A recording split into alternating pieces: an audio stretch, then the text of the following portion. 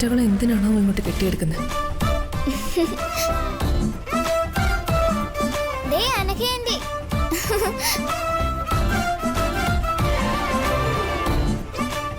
Hello mister, how do you do? എന്നോടെന്താ പിണക്കാണോ? എന്നോടായിരിക്കും പിണക്കം. എനിക്ക് ആരോടും പിണക്കൊന്നുമില്ല. ഉണ്ടെങ്കിലും സാരമൊന്നുമില്ല. ഞങ്ങളെന്താ അകത്തോട്ട് ക്ഷണിക്കുന്നില്ലേ? പിന്നെ എന്റെ ക്ഷണത്തിലാണല്ലോ ഇടയ്ക്കിടയ്ക്ക് ഇങ്ങോട്ട് കയറി വരുന്നത്. ഓ, ഇതെന്താ ഉടനെ പോകാനുള്ള പ്ലാനൊന്നും ഇല്ലേ? ഇല്ല, കുറച്ച് ദിവസം ഇവിടെ നിൽക്കാനാ വന്നത്. ഞങ്ങൾക്ക് വെക്കേഷനൊക്കെ അല്ലേ, അതുകൊണ്ട് വന്നതാ. വെക്കേഷൻ ആവുമ്പോ ഓടി ഇങ്ങോട്ട് വരാൻ ഇതെന്താ വല്ല ടൂറിസ്റ്റ് പ്ലേസും ആണോ? ഓ അങ്ങനെ. ആ, ഇത് ടൂറിസ്റ്റ് പ്ലേസ് ആണെന്ന് ഞങ്ങൾ കരുതി. പക്ഷേ ആ പ്ലേസിലുള്ള ചിലരുടെയൊക്കെ ഭാവം കണ്ട ഞങ്ങൾ എത്തിയത് മൃഗശാലയിലാന്ന് തോന്നുന്നു. എന്നെ കളിയാക്കാനും എന്റെ മെക്കെട്ട് കയറാനുമാണോ അമ്മയും മോളും കൂടി ഇങ്ങോട്ട് ബാണ്ട കെട്ടുമായിട്ട് വന്നിരിക്കുന്നത്? നേരെ ചൊവ്വെ നല്ല വർത്തമാനം മാത്രം നിന്റെ നാവിന്ന് വരാൻ പ്രാർത്ഥിച്ചോ, ഇല്ലെങ്കിൽ നിന്റെ തടി കേടാവും. നീ വാ മോളെ. അമ്മ പറഞ്ഞത് എന്താന്നറിയോ? അതിന്റെ പേര് ഭീഷണി.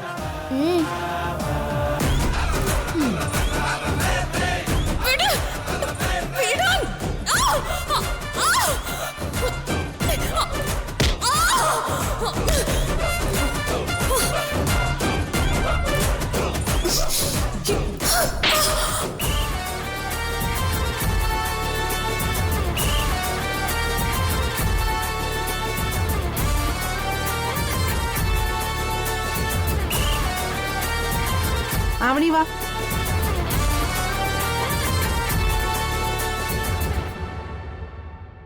അച്ചു, ഇവിടെ ആരും കാണുന്നില്ലല്ലോ. ഇവിടെ ആരും ഇല്ലേ? മോളെ ആവണിക്കുട്ടി, ആന്റി സുഖാണോ? എന്തുണ്ട് ആവണിക്കുട്ടി? എടുത്തേപ്പോ വന്നു? ദേ ഇപ്പൊ വന്നേ ഉള്ളൂ. ഞങ്ങൾ അമ്മൂമ്മയെ കാണാൻ പോവാ. ആണോ? അമ്മയൊന്ന് കാണാൻ പോണം. പോകുന്ന വഴി ഇവിടെ കേറി നിന്നെ ഒന്ന് കാണാന്ന് വിചാരിച്ചു. ദാ കമലമ്മ തന്നു വിട്ട കുറച്ച് പലഹാരങ്ങളാ. സച്ചി എവിടെ? സച്ചേട്ട ഓഫീസിലേക്ക് പോയതാ. നിങ്ങൾ ഇരിക്കുക, ഞാൻ ചായ എടുക്കാം. ചായയൊന്നും വേണ്ട. നിന്റെ മുഖം എന്താ വല്ലാതിരിക്കുന്നേ? ഏയ് ഒന്നുമില്ല. ആന്റിക്ക് എന്താ പനിയുണ്ടോ? ഒന്നുമില്ല മോളെ.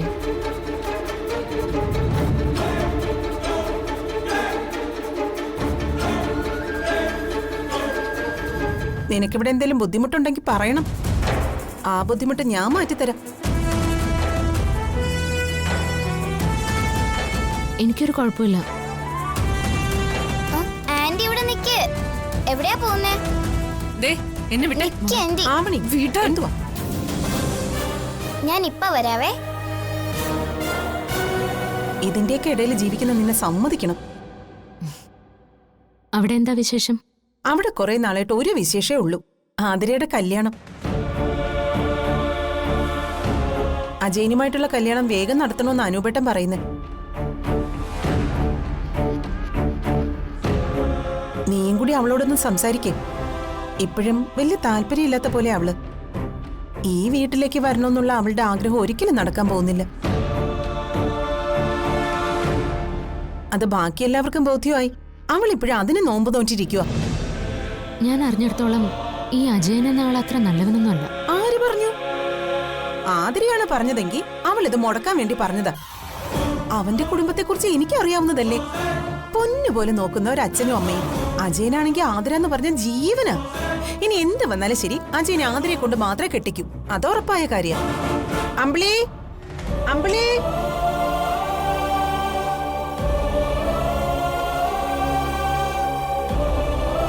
അച്ചു, അമ്പിളി ഇവിടെ ഇല്ലല്ലേ?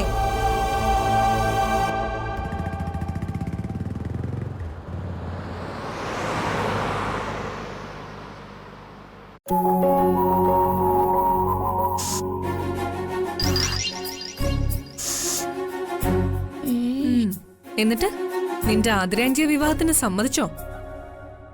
അതിന് ആന്റിയുടെ കല്യാണം കഴിഞ്ഞല്ലോ. ഏ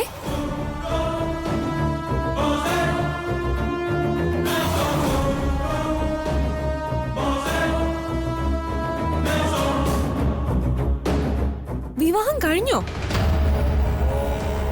അങ്ങനെ കഴിഞ്ഞൊന്നല്ല, കഴിഞ്ഞതുപോലെ തന്നെയല്ലേ, അതാ ഞാൻ ഉദ്ദേശിച്ച. ആരുമായിട്ട്? സന്ദീപങ്ങളുമായിട്ട്. സന്ദീപങ്ങളിലെ മാത്രമേ കല്യാണം കഴിക്കൂന്നൊക്കെ ആന്റി വീട്ടിൽ പറയുന്ന കേട്ടു. പിന്നെ സന്ദീപങ്ങളിന് വേണ്ടി കാത്തിരിക്കണ്ടെന്ന് നീ നിന്റെ ആന്റിയോട് പറഞ്ഞേക്ക്. ഞാൻ പറഞ്ഞാ മതിയോ?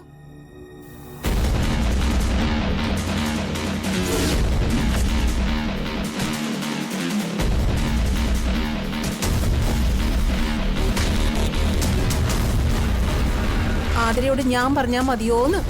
ആര് പറഞ്ഞാലും വേണ്ടില്ല, സന്ദീപ് എന്റെ. അയ്യോ, നീ എടുത്തോ, അല്ലെങ്കിൽ തന്നെ ആർക്ക് വേണം ആ കിഴങ്ങനെ? നിന്റെ സന്ദീപിനെ പറഞ്ഞോണ്ടല്ലോ. ഒരു ചന്ദീപ്, നീ തന്നെ എടുത്തോ അവനെ. ഒരു പെണ്ണിനെ പ്രേമിച്ചിട്ട് അവക്കൊരു ജീവിതം കൊടുക്കാൻ പറ്റാത്തവനെ അല്ലെങ്കിൽ തന്നെ എന്റെ അനിയത്തിക്ക് ആവശ്യമില്ല. വലിയ വീട്ടിലെ പയ്യന്മാര് കണ്ണും കൈയും കാണിക്കുമ്പോ മയങ്ങി വീടരുതെന്ന് അനിയത്തോട് പറഞ്ഞുകൂടായിരുന്നോ?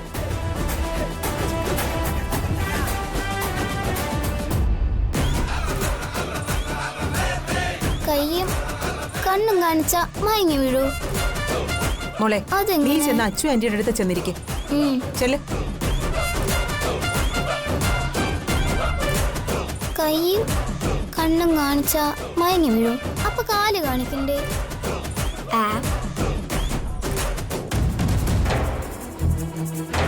ഞാൻ കൊച്ചിനെ ഇവിടുന്ന് പറഞ്ഞു വിട്ടത് എന്തിനാന്നറിയോ? നീ ഇനി സംസാരിച്ച് സംസാരിച്ച് പരിധി വിടും.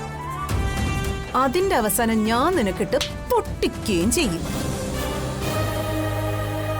അത് കൊച്ചു കാണണ്ടെന്ന് കരുതിയാ ഞാൻ അവളെ പറഞ്ഞു വിട്ടത്. നീ എന്താ പറഞ്ഞേ?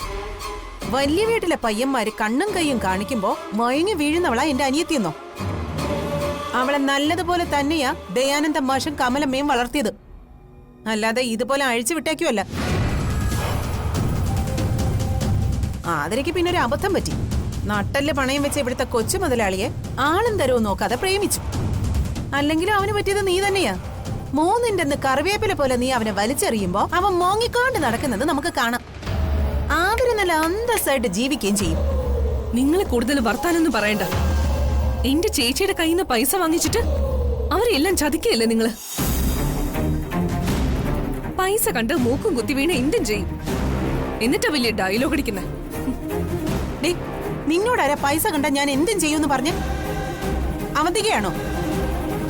അങ്ങനൊരു ധാരണ അവന്തികയ്ക്കുണ്ടെങ്കിൽ അതങ്ങ് മാറ്റാൻ പറയണം.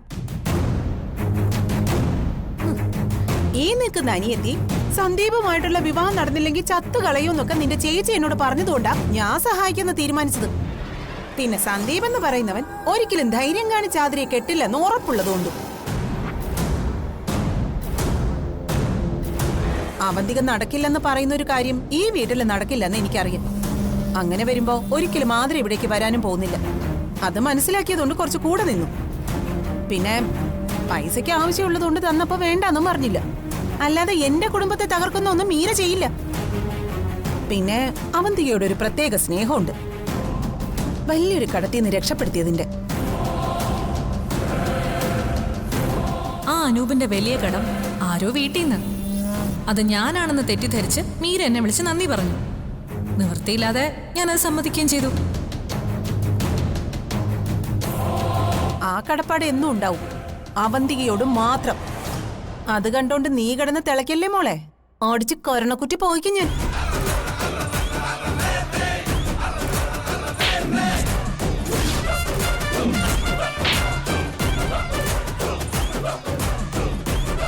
ഞാനും നീയും കാണുമ്പോഴൊക്കെ നീ ചെണ്ടയും ഞാൻ മാരാരുവാ. അതുകൊണ്ട് ഈ സംസാരം നമുക്ക് ഇവിടെ വെച്ച് നിർത്താം. ഇന്നെങ്കിലും പരസ്പരം സംസാരിച്ച് വഴക്കില്ലാതെ പിരിയാം നമുക്ക്.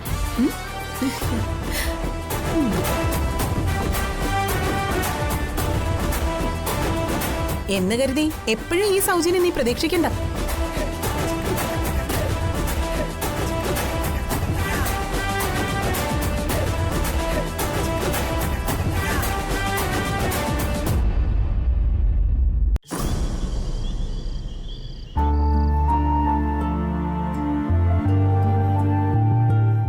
അച്ഛാ, അച്ഛനെന്നെ തിരക്കിയെന്ന് അമ്പിളി ചേച്ചി പറഞ്ഞു. ആ, തിരക്കിയായിരുന്നു. ഒരു വീട്ടിൽ താമസിക്കുമ്പോ എന്റെ ഇളയ മകനെ ഒന്ന് കാണാൻ ജോലിക്കാരിയെ വിട്ട് വിളിപ്പിക്കേണ്ട അവസ്ഥ ഒരച്ഛനെ സംബന്ധിച്ച് വല്ലാത്ത വിഷമമുണ്ടാക്കുന്നതാ. എന്റെ മകന് എന്നോട് അങ്ങനെ ഒരു അകൽച്ച ഉണ്ടായതിന്റെ കാരണം എനിക്കറിയണമെന്നുണ്ട്.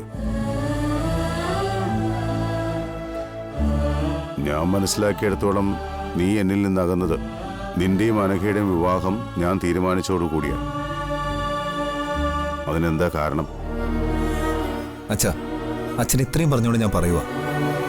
പെട്ടെന്ന് അച്ഛൻ അങ്ങനെ ഒരു തീരുമാനം എടുത്തപ്പോൾ സുഖമില്ലാത്ത അച്ഛൻ്റെ തീരുമാനത്തോടൊപ്പം ഞാൻ പൊരുത്തപ്പെട്ടെന്നേ ഉള്ളൂ.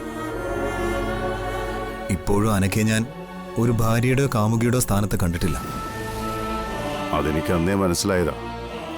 എന്നിട്ടും ഞാൻ നിന്നെ വിളിച്ച് ഈ കാര്യം പറയാത്തത് നിനക്ക് ഇന്നല്ലെങ്കിൽ നാളെ അനഘയുമായി പൊരുത്തപ്പെടാൻ കഴിയുമെന്ന് എനിക്കറിയാവുന്നതുകൊണ്ടാ. അതിന് നിനക്കിനി എത്ര സമയം വേണമെന്ന് അച്ഛൻ അറിയില്ല. അവന്തികയോടുള്ള കടപ്പാടിന്റെ സ്ഥിരം പല്ലവി ഞാൻ പറയുന്നില്ല. നിനക്കത് മനസ്സിലാക്കാനുള്ള പ്രായവും പക്വതയൊക്കെ ഇപ്പോൾ ഉണ്ട്. അത് നീ മനസ്സിലാക്കിയാൽ മാത്രം മതി. നിന്നോട് ഞാൻ പറഞ്ഞ കാര്യങ്ങളെല്ലാം വീണ്ടും പറയുന്നില്ല. നിന്റെ ഈ വിവാഹം നടന്നാലും ഇല്ലെങ്കിലും അച്ഛനിൽ നിന്ന് നീ അകന്നു പോകരുത്. മക്കളുടെ ഇഷ്ടത്തിന് വില കൽപ്പിക്കാത്ത ആളൊന്നും അല്ല നിന്റെ അച്ഛൻ. ചില കടമകളുടെയും ഉത്തരവാദിത്വങ്ങളുടെയും ഭാഗമായി അച്ഛന് ചിലപ്പോഴൊക്കെ ചില തീരുമാനങ്ങൾ എടുക്കേണ്ടി വന്നിട്ടുണ്ട്. ഇനിയും അങ്ങനെ ഉണ്ടാവുകയും ചെയ്യും. പക്ഷേ ഞാനാണ് ഇതൊക്കെ തീരുമാനിച്ചതെങ്കിലും അതൊക്കെ ശരിയാണെന്ന് നിങ്ങൾ അംഗീകരിക്കേണ്ട ആവശ്യമൊന്നുമില്ല. ജീവിക്കേണ്ടത് നീയാ. അത് നിനക്ക് ഇഷ്ടമുള്ളവരോടൊപ്പം മതി. നീ നല്ലവണ്ണം ആലോചിച്ച് തീരുമാനമെടുക്കണം. തീരുമാനം എന്തായാലും അത് അച്ഛനെ അറിയിക്കാൻ വേണം. ഇനിയും നിന്നെ കാണാനുള്ള കൊതി കൊണ്ട് ഇങ്ങോട്ട് വിളിപ്പിക്കാനുള്ള ഗതി വരുത്തരുത്. പഴയതുപോലെ എല്ലാ കാര്യങ്ങളും തുറന്നു പറയുന്നൊരു മകനെയാണ് എനിക്കാവശ്യം. അതിലെന്റെ വയ്യായിക നീ കണക്കിലെടുക്കണ്ട.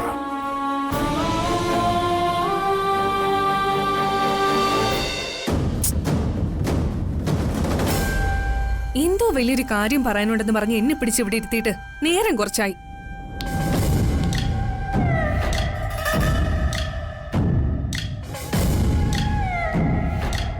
ആ കാര്യം പറയണോ വേണ്ടെന്നാണ് ചേച്ചി ആലോചിക്കുന്നത്? പറയണോ വേണ്ടോന്നല്ല, ആ കാര്യം ഏത് രീതിയിൽ നടത്തിയെടുക്കണമെന്ന് ആലോചിക്കായിരുന്നു. ചേച്ചി എന്തായാലും പറയുക. കണ്ണു അടച്ചോണ്ട് അതങ്ങ് ചെയ്യാം. അങ്ങനെ ചെയ്യണ്ട. കണ്ണടച്ചിരിട്ടാക്കി ഓരോന്ന് ചെയ്താലാ എല്ലായിടത്തും തോറ്റു കൊടുക്കേണ്ടി വരുന്നത്. ഇനി നമ്മൾ ചെയ്യാൻ പോകുന്നത് കൈവിട്ട കളിയാ. എവിടെയൊന്ന് പാളിപ്പോയാ ദൈവം തമ്പുരാന് പോലും ചിലപ്പോൾ നമ്മളെ രക്ഷിക്കാനായെന്ന് വരില്ല. ചേച്ചി എന്താ ഉദ്ദേശിക്കുന്നത്? നമുക്ക് ഏറ്റവും പ്രിയപ്പെട്ട ഒരു സാധനം മറ്റൊരാളിൽ നിന്ന് വാങ്ങിയെടുക്കുന്ന എങ്ങനെയാ?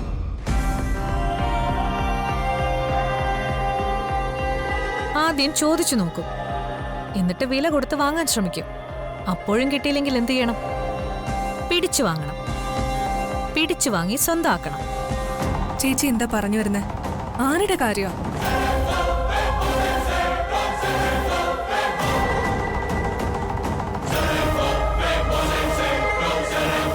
സന്ദീപിനെ ആതിരയുടെ കയ്യിൽ നിന്ന് പിടിച്ചു വാങ്ങുന്ന കാര്യമാണ് ഞാൻ പറഞ്ഞത്.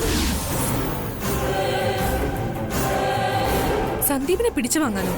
അതെങ്ങനെ? അതിന് നീ കൂടുതലായിട്ടൊന്നും ചെയ്യണമെന്നില്ല.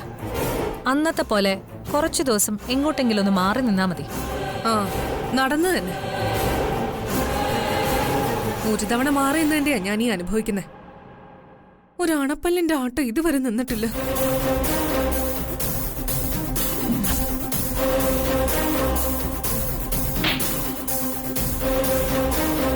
അത് ആലോചിക്കുമ്പോ തന്നെ ബോധം പകുതി പോവും.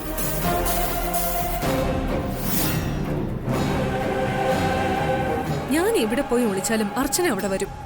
ഇല്ലെങ്കിൽ ഈ നാട് ഉപേക്ഷിച്ച് വേറെ എങ്ങോട്ടെങ്കിലും പോണം. വല്ല ബാംഗ്ലൂർക്കോ ഗോവയ്ക്കോ മറ്റോ ഒക്കെ. അതൊക്കെ എത്രത്തോളം ശരിയാവുമെന്ന് എനിക്ക് ഉറപ്പില്ല. അതുകൊണ്ട് നടപ്പാകുന്ന വേറെ എന്തെങ്കിലും കാര്യം പറയേ ചെയ്.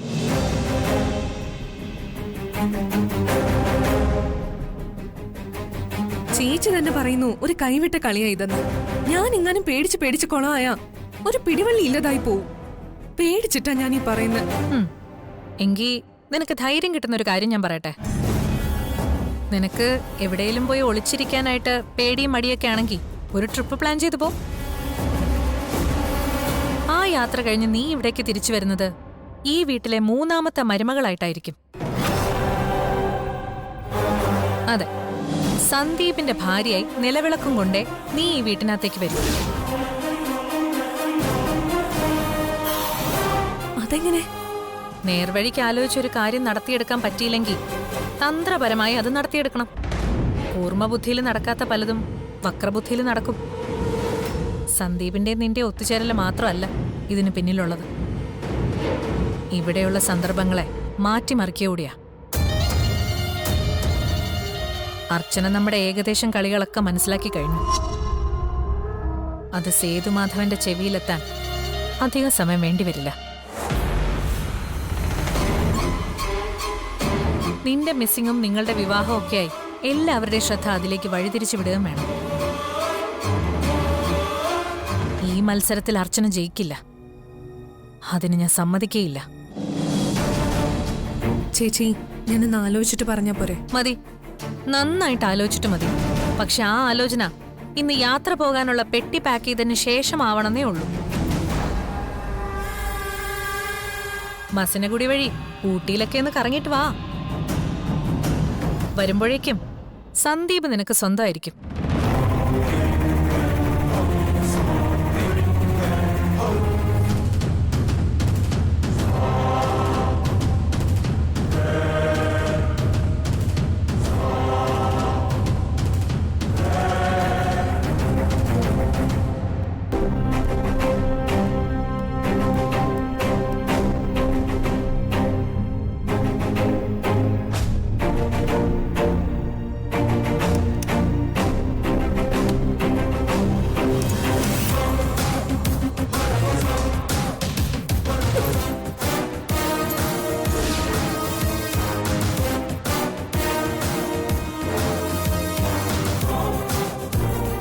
വലിയ ധൃതിയിലാണല്ലോ മച്ചമ്പി.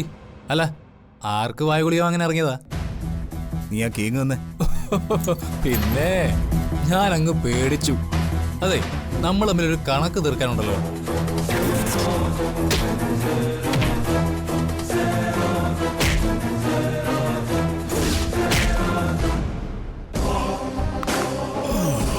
നീ അതിന് പകരം ചെയ്യാൻ ഇറങ്ങിയതാണോ? ചെയ്തല്ലേ പറ്റൂ. ചവിട്ട് കിട്ടിയത് എനിക്കല്ലേ. അപ്രതീക്ഷിത സംഭവത്തിലെ 3 ദിവസം രാമൻ വൈദ്യരുടെ വൈദ്യശാല ഞാൻ കയറി ഇറങ്ങിയത് എന്നെ ഇത്രയൊക്കെ ബുദ്ധിമുട്ടിച്ചതല്ലേ. അപ്പം നിനക്കൊരിക്കട്ടെ എന്റെ വക പോണി.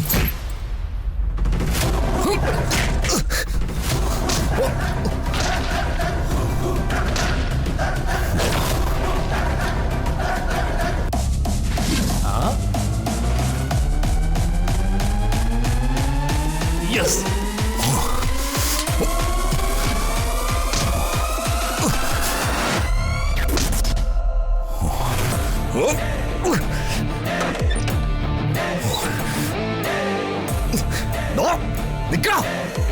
നിക്കാനാ പറഞ്ഞ.